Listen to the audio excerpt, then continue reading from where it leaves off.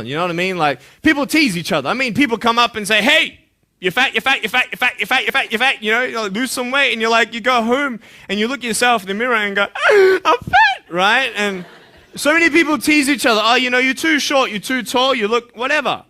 Different hair and all that. It doesn't matter.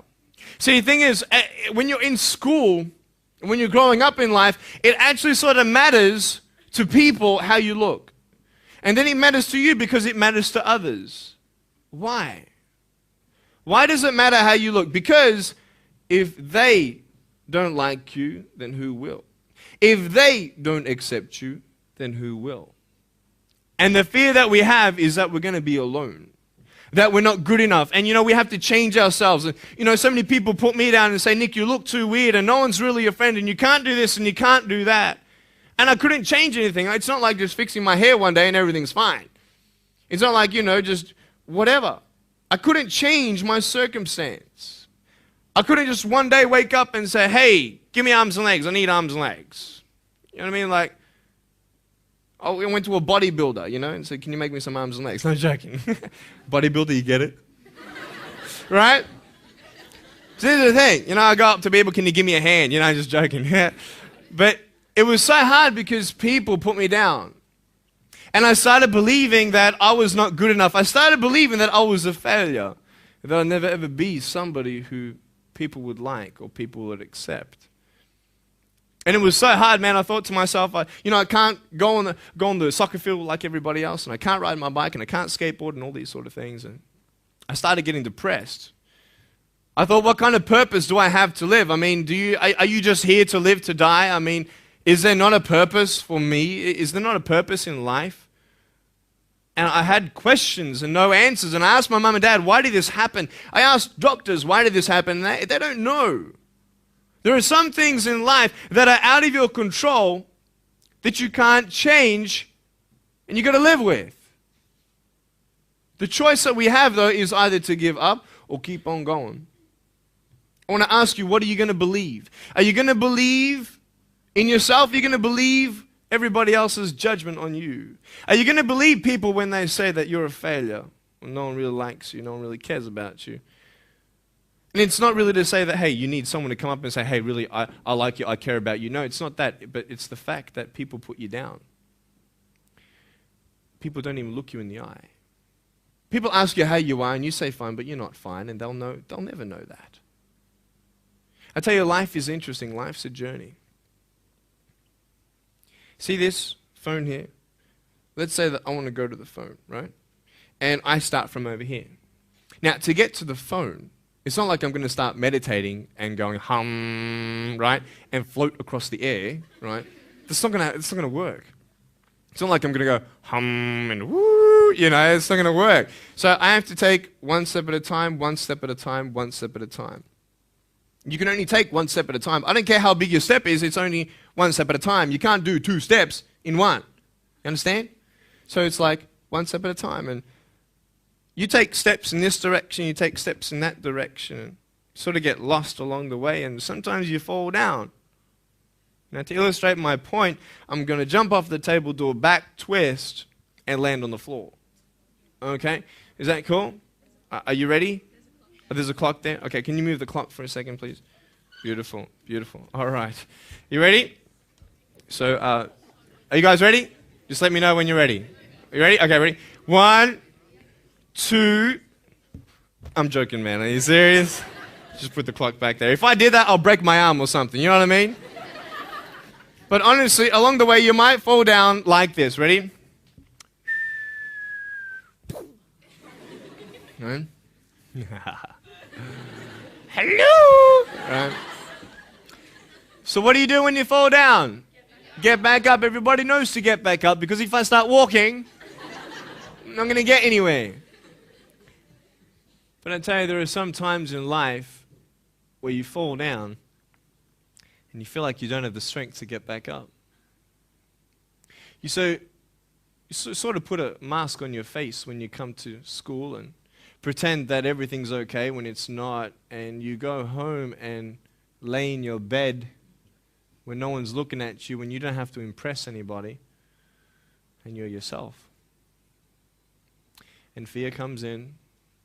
You know the fear that you have as soon as you walk into the doors of your house. Maybe there's a broken home. Maybe you have doubt in your life. Maybe you don't know for sure what's going to be happening in the future and it scares you. Maybe you're worried about what people think of you, what people say about you. Just that fear paralyzes you. And I just want to ask you today, do you think you have hope? Because I tell you, I'm down here, face down, and I have no arms, no legs. It should be impossible for me to get back up. I mean, you go home and tie the legs and arms of your brothers and sisters and like push them down and see how long it's going to take them to get back up. You know what I mean? You know, you can tell them that you'll see them tomorrow. You know what I mean? But this is the thing. It should be impossible for me to get back up, but it's not. You see, I will try 100 times to get up, and if I fail 100 times, if I fail and I give up, do you think that I'm ever going to get up? No. But if I fail, I try again and again and again. For as long as I try, there's always that chance of getting up. Does that make sense? And it's not the end until you've given up. And just the fact that you're here should persuade you that you have another chance to get back up. There's still hope. I'm not here today to tell you that I understand your pain. I don't know how it feels to be abused. I don't know how it feels to feel, quote, fat and you've got an eating disorder. I don't know how it feels to have a broken home. I don't know how it feels. But I know how it feels to have a broken heart. And I know how it feels to be alone. And I want you to know that I found my strength in Jesus Christ, and you're going to find your strength in whatever you find it in. But I just want you to know that it's not the end. It matters how you're going to finish. Are you going to finish strong?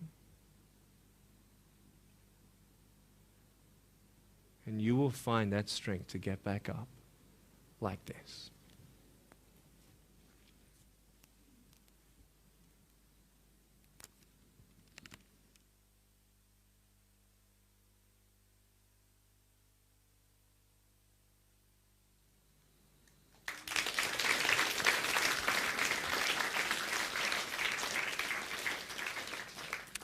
How did I get from depressed to who I am today? Because I tell you, I was depressed.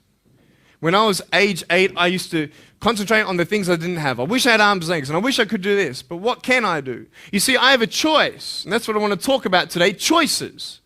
I can either be angry for not having arms and legs or be thankful for my chicken drumstick. And you see, I can still do a lot of things. At home, I can brush my teeth, comb my hair, get myself ready in the morning. And I'm traveling around the world. It's amazing. But I had to ask myself a couple questions. And the first question was really, who am I? Who am I?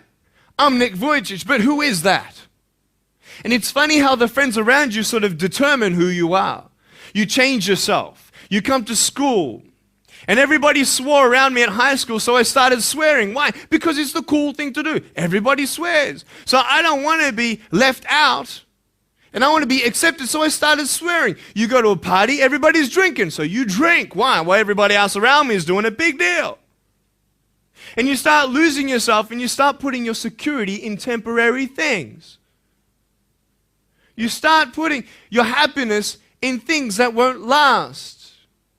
You can get drunk all you like, but in the morning, you're going to be sober with a headache with the same problems. You want to be high the rest of your life on drugs? Everybody says, don't do drugs, don't do drugs. Well, why? Why do we even go there? It's either out of curiosity, peer pressure, or trying to escape reality. Basically, three things. That's why we go to drugs.